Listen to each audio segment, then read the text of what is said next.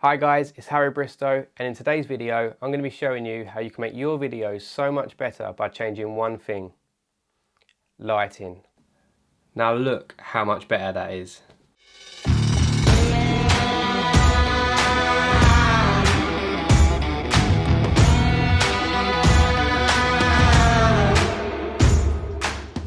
So to make this happen in such a small space in my room, I have blocked out the daylight by shutting the blind and the curtains and shutting the door, so all natural light is completely blocked out. So blocking out all the natural light gives you full control over the lights that you have. So once the lights are all off and it's completely dark, my next step is then to start lighting the subject. So I'll start with the main light, which is also known as the key light, and for this I'm using the Neewer LED panel. This LED panel has got dials on the back so you can change the colour temperature and intensity of the light as well. Some lights have these and some lights don't.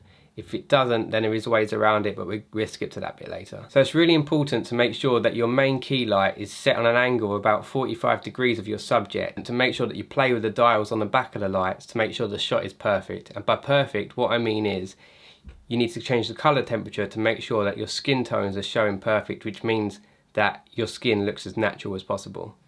And also to play with the intensity of the light to make sure that it's not too bright or too dark. Just keep playing with it until it's perfect. If your light doesn't have these dials, you can still tweak it slightly by moving it closer or further away from the subject. This allows you to make sure that your whole side of your face is lit up equally, but the only bad thing about it is it's going to cast a shadow on this side of your face.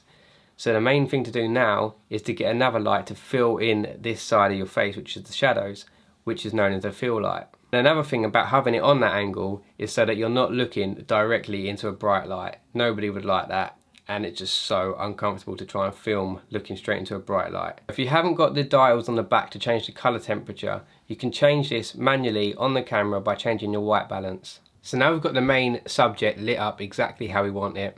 We can now get creative with it and start adding more lights to it if we want to. So if you want to get creative with it, you can start adding lights to the background.